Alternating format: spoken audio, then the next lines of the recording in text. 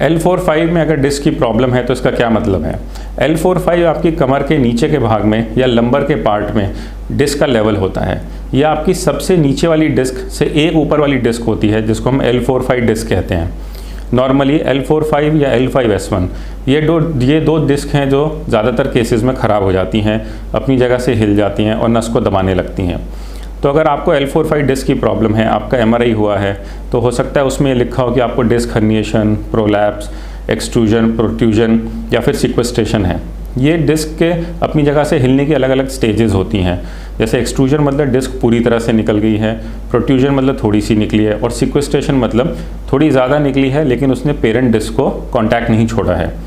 तो इन सिचुएशन में अलग अलग तरह के प्रोसीजर्स या मेडिसिन की ज़रूरत पड़ती है। अगर थोड़े ही सिम्टम्स हैं तो हो सकता है आप मेडिसिन से ही पूरी तरह से ठीक हो जाएं और साथ में हम बाद में आपको एक्सरसाइजेस करने को बोलें।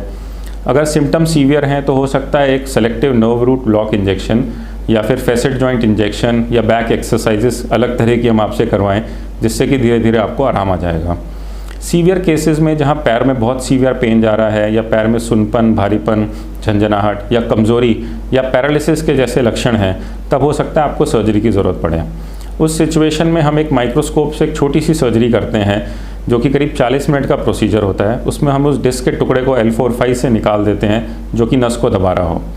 L4-5 में अगर डिस्क की प्रॉब्लम है तो नॉर्मली पैर में करंट की तरह दर्द जा सकता है जो पैर के नीचे के भाग तक जा सकता है, जैसे कि काफ मसल में पीछे तक या एड़ी तक। इस तरह के अगर आपको सिम्टम्स हैं तो हो सकता है आपको L4-5 डिस्क की प्रॉब्लम हो। आप अपना MRI करवाएं और हमें इस दिखाए हुए नंबर पे भेजें। जो भी आपका बेस्ट ट्रीटमेंट रहेगा वी विल सजेस्ट यू। अगर आपको हमारा ये वीडियो पसंद आया तो हमारे चैनल को सब्सक्राइब करना ना भूलें और ज़्यादा से ज़्यादा शेयर करें।